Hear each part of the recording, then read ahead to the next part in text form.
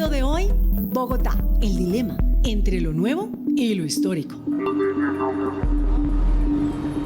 Bogotá cuenta con 2.776.362 inmuebles, esto según el Censo Inmobiliario de 2023. De estos, el 55% se encuentra en las localidades de Suba, Engativá, Fontibón y Usaquén. A marzo de 2023, el área total construida de Bogotá sumaba 299 millones de metros cuadrados, algo así como el Parque Simón Bolívar multiplicado por 319.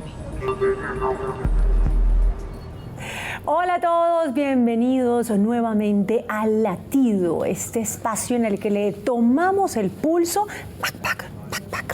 a nuestra ciudad, a nuestra casa, a Bogotá. ¿Y hoy por qué estamos aquí? Pues hoy estamos congregados en el Latido en torno a la piel de la ciudad. Sí, porque podemos hablar, por ejemplo, de las obras en Bogotá, que son parte del esqueleto de la ciudad. Pero la piel, esa que nos cuenta y que nos dice cómo somos, que nos da identidad y que se transforma con nosotros, es la arquitectura de la ciudad, la que nos plantea un tema geográfico, un tema cultural y también una referencia para crecer y seguir desarrollándonos. Así que por eso estamos en el Latido con 3 invitados muy especiales y yo antes de presentarlos quiero decirles a ustedes y a ellos que me siento tremendamente intimidada. Ustedes son unas eminencias y yo me siento aquí como que no sé qué vamos a hacer en este Latido, pero les agradezco con todo el corazón que estén aquí. Y ahora sí los voy a presentar. Por un lado está Eduardo Samper Martínez, quien es arquitecto de la Universidad de los Andes con especialización en planeación ambiental y urbana. En la mitad, entre los tres, está el señor Daniel Bermúdez. Es arquitecto y profesor de la Universidad de los Andes con más de 50 años de experiencia. Y aquí, a mi lado, el joven Eduardo Arias, que siempre será mi amigo chapineruno, periodista, estudió biología, pero toda la vida ha trabajado en comunicaciones y tiene experiencia en varios medios escritos, radiales y en televisión, que no nos veíamos desde que hacíamos algo sobre Bogotá en televisión. Festival Iberoamericano de Teatro. De teatro. Así es, qué buena memoria, pues bienvenidos y gracias nuevamente por estar aquí. Y hablemos un poco de esa piel que significa la arquitectura de Bogotá, porque tal vez como resulta algo cotidiano, se vuelve efecto paisaje, la transformación de la ciudad y no nos damos cuenta, pero la ciudad nos cuenta y nos escribe a partir de eso, de la piel, como los tatuajes. Hagamos un poco esa analogía, como los tatuajes que llegan, se quedan toda la vida, a veces se ponen bonitos, se les va el color, uno se los quiere quitar, se pone otros encima. ¿En qué momento Bogotá empieza a contar desde sus localidades una historia a partir de la arquitectura? Bueno, te comenzaría diciéndote que Bogotá para mí es una ciudad moderna más que todo, porque la parte colonial, que es maravillosa, es pequeñita. Realmente el siglo XX fue cuando creció Bogotá. Bogotá es sobre todo el siglo XX y lo que viene del XXI. Por lo tanto es moderna y contemporánea. Es muy joven, pero esa parte del siglo XX es muy importante en nuestra memoria. Y la desechamos y siempre la olvidamos. Y como es tan fresca, es más, nacimos en esos edificios, crecimos en esas calles, para nosotros eso es tumbable, es todo demolible. De tal manera que la historia no es tan antigua ni tiene esa veneración, digamos, que tienen las ciudades europeas, que tienen 500 años de historia, 600, y pues nadie las quiere transformar de un día para otro porque sí. Las van transformando a pocos. Acá no. Acá las transformamos facilito. Sin dolor. Sin dolor. Sin dolor. Y eso es algo que creo que pesa como un poco en la conciencia de todos los que a veces pasamos por unas casas bellísimas y recordamos unos barrios, ¿no? Con parques y andenes y de pronto encontramos unas construcciones que pareciera que no tuvieran ninguna relación con esa nostalgia y con esa memoria. ¿Por qué no sentimos dolor de esa transformación de la ciudad? El ejemplo del tatuaje y la arquitectura es bueno, porque es que con la arquitectura pasa lo mismo que con los tatuajes. Cuando se hacen, quedan, y hay que pensar mucho. Hay muchísima arquitectura que se ha hecho y queda ahí.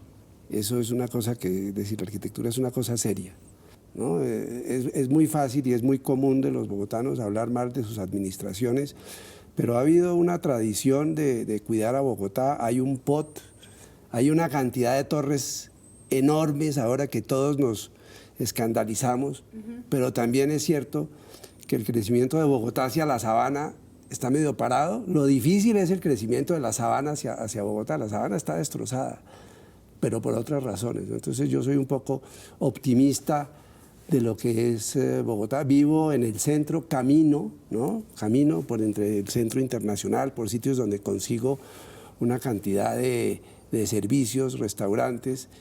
Entonces la imagen que yo tengo de Bogotá es de optimismo, y ahora hay unas obras públicas de gran importancia avanzando. Pues yo, con respecto a lo que dicen ellos, yo tengo una percepción con la arquitectura, es que uno se acostumbra muy rápido.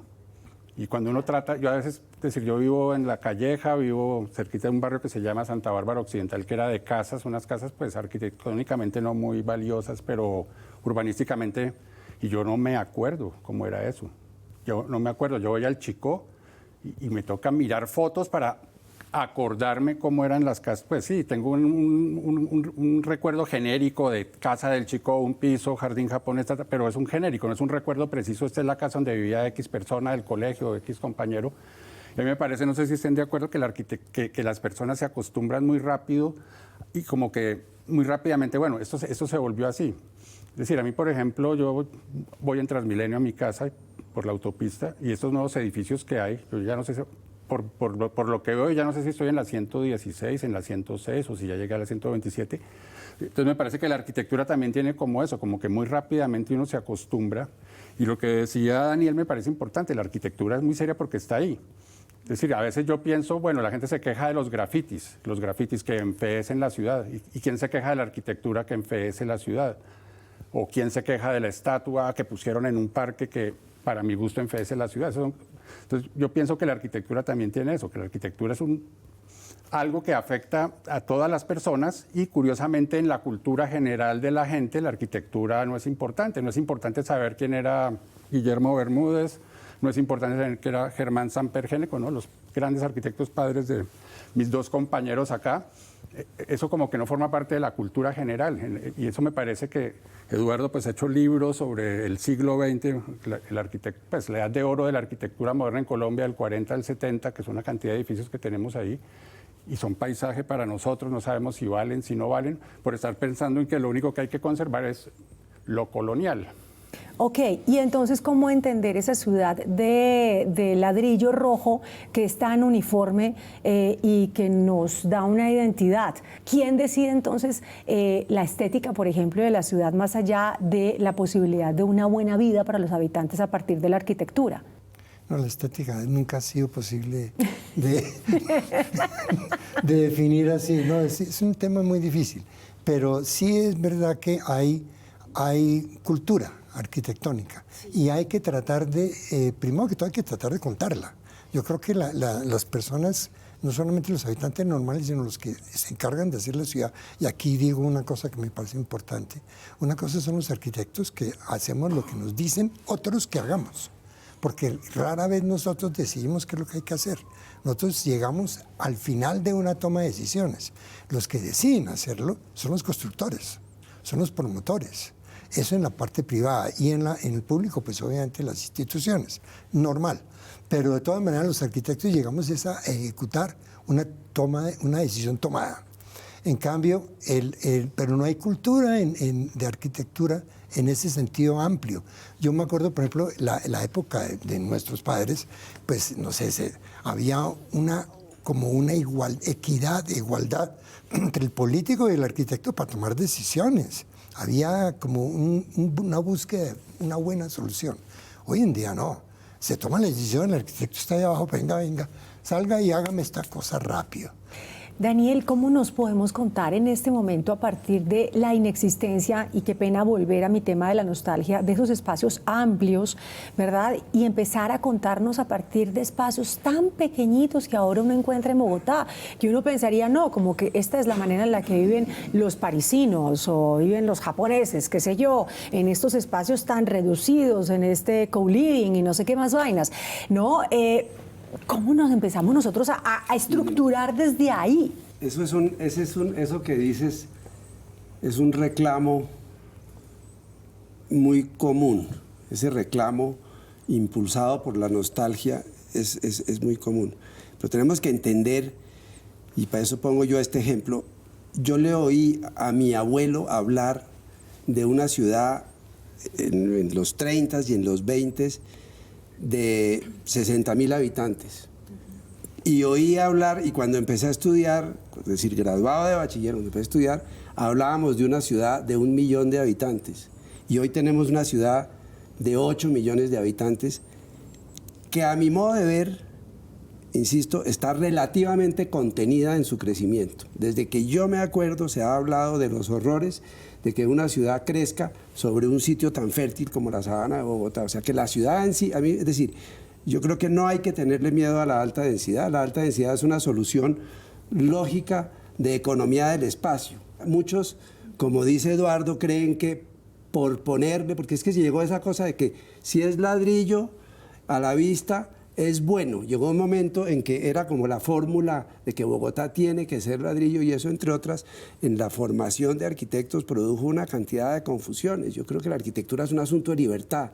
Entonces, la fórmula de que le ponemos ladrillo y hacemos esto se volvió una cosa vulgar de darle calidad a ciertos edificios, que yo entiendo lo que dices tú. Hay menos espacios, pero estamos llegando a una ciudad contenida y de zonas de densidad alta que probablemente es lo que necesita el país.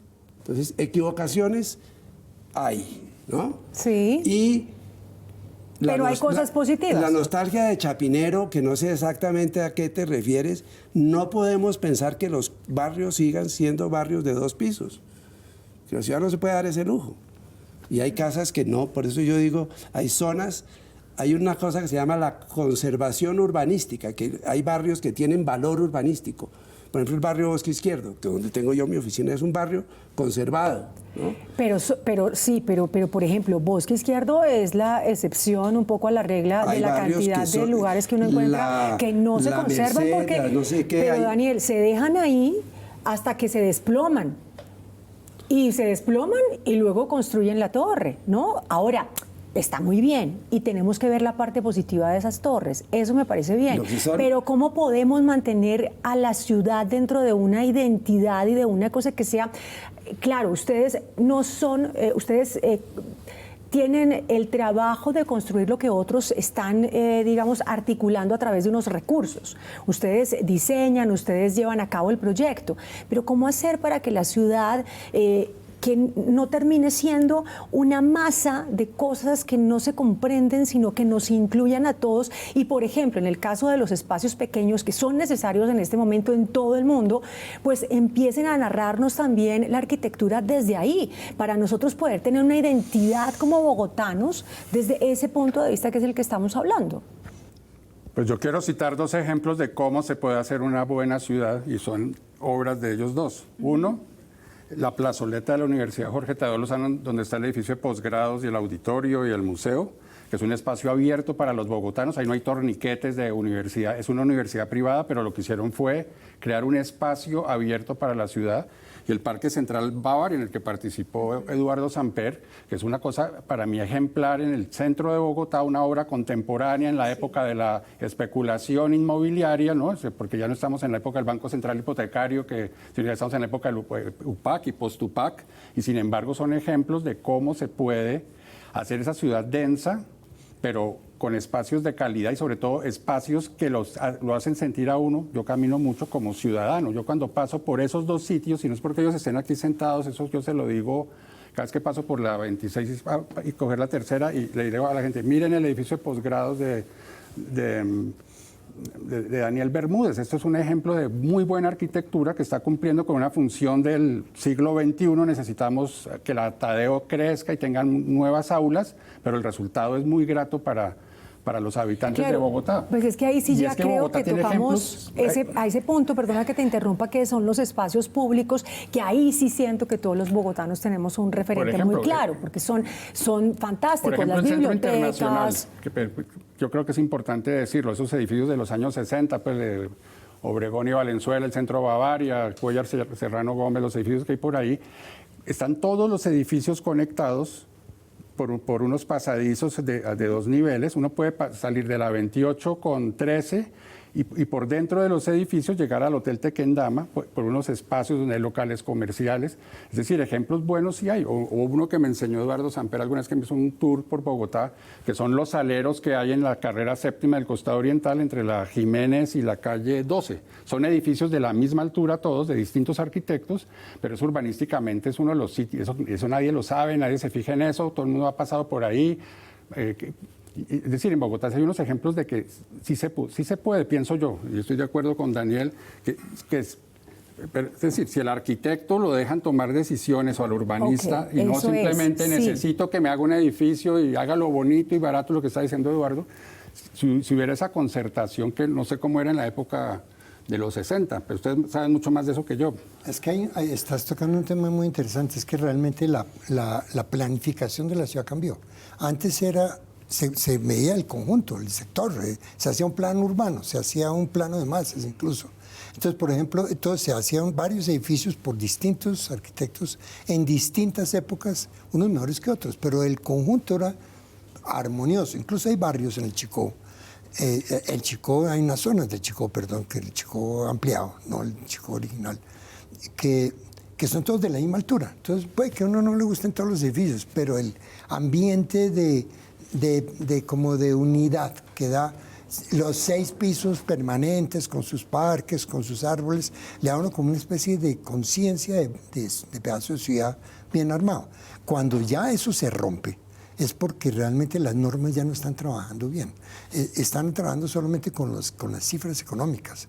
Y ahí hay un problema muy serio, y es que el POT muchas veces se abre puertas de financieras.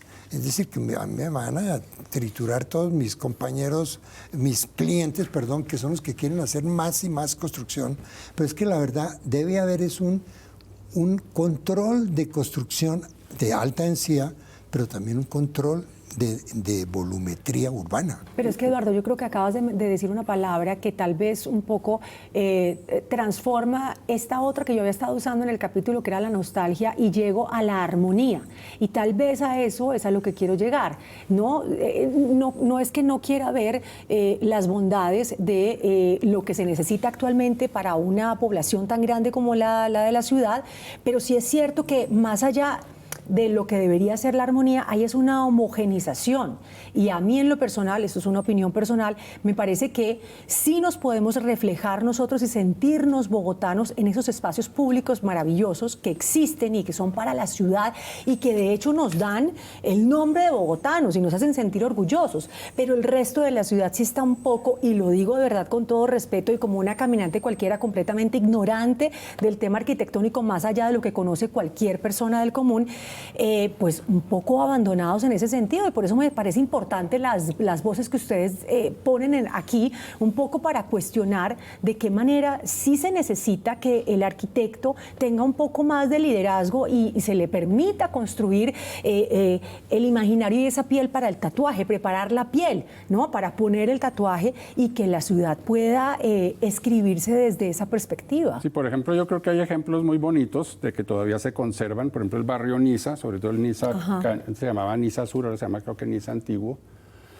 Me parece que el barrio Modelo, que es un barrio popular, se conserva más o menos bien. Eso es exactamente donde es, como por el Lorencita Villegas de Santos, que es un barrio obrero, pero de casas de ladrillo muy bonitos. Uno pasa por ahí, realmente es de los barrios más bonitos de Bogotá. Uno que desafortunadamente ya le metieron unos edificios enanos de 4 pisos, que es el Acevedo Tejada, que era también un barrio obrero, como en los años 20, junto a la Universidad Nacional. Pero yo creo que un desacierto, pues yo no sé si fue un POT o algún acuerdo ni idea, es cuando alguien decidió que todas las vías arterias de Bogotá haga lo que se le dé la gana.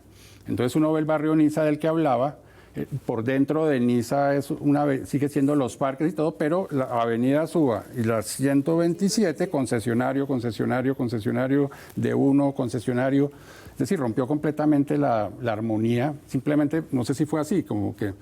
Y no sé cuándo salió eso, pero de pronto yo alguna vez vi, no, es que en vías arterias usted haga lo que quiera.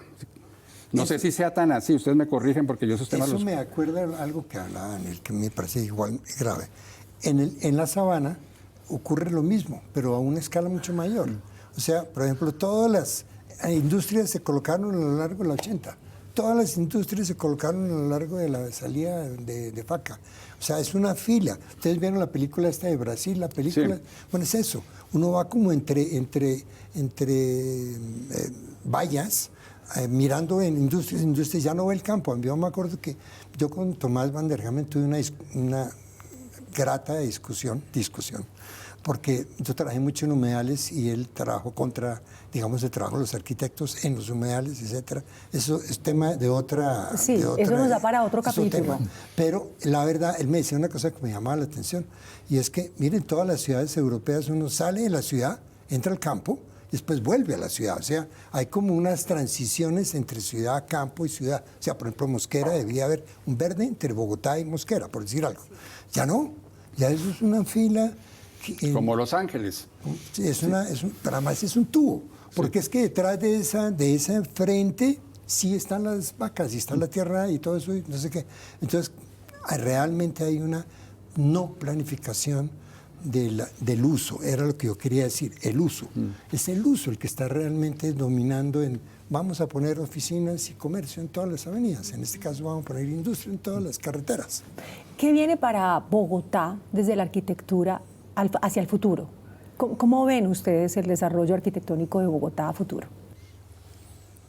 Es que, a ver, antes de seguir con eso, hay que tener mucho cuidado porque sí, las grandes empresas constructoras que construyen, venden y ganan, siguen teniendo la injerencia que han tenido en las definiciones de los POTs de las ciudades.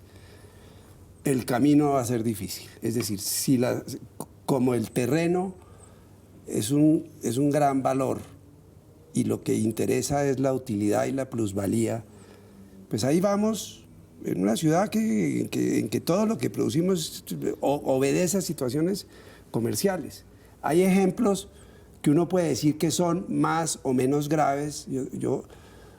Nosotros, mi familia y yo vivimos en el centro, en las Torres del Parque, y yo veo lo que ha pasado, por ejemplo, en el barrio San Martín. No sé si saben cuál es el barrio San Martín, abajo de la Perseverancia, un barrio popular de expansión hacia el norte de la ciudad, de los 20, de 1910, no sé qué, que hay una cantidad importante de edificios nuevos. Pues nosotros hemos encontrado más servicios en esos edificios.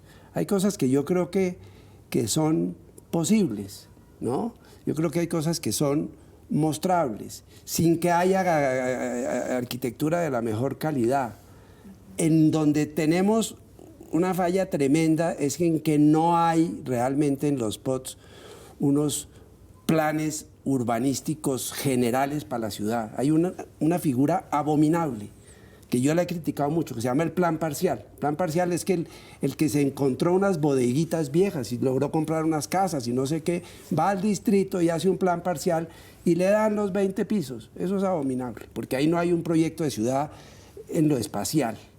Hay ejemplos excepcionales, y lo tengo que decir yo, porque yo fui director urbanístico de ese proyecto, que es lo que pasó en Ciudad Salitre. En Ciudad Salitre se logró armar una ciudad relativamente coherente, se logró conformar un frente sobre la 26, es decir, el frente sobre la 26 es muy importante y es uno de los espacios emblemáticos de Bogotá. O sea que hay cosas buenas y malas. Hay que ver con un poco de piedad lo que pasa en Bogotá, hay que entender un poco, porque yo no entiendo muy bien lo que dice Margarita de lo que se ha perdido de Chapinero, porque no sé a qué parte te refieres, pero donde yo nací, en la 85, pues también hay unas cosas abominables, ¿no?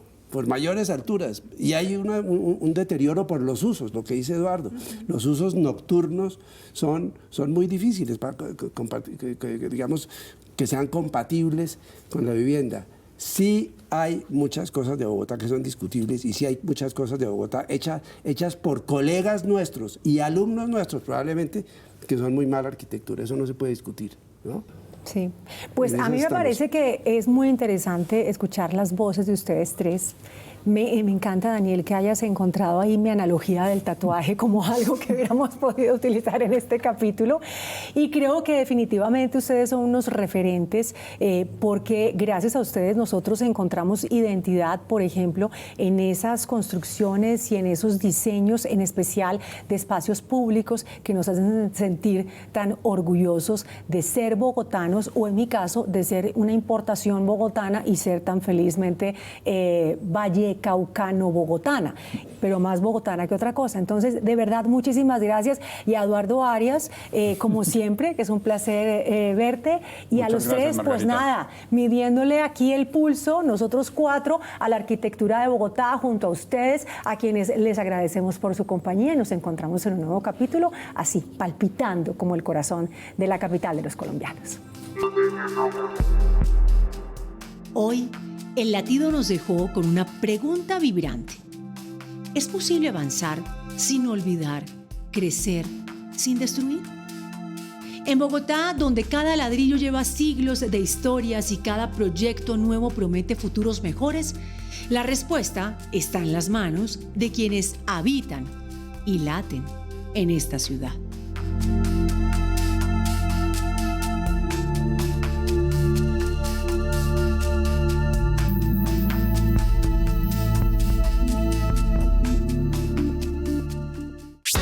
Este contenido es financiado con recursos del Fondo Único de TIC.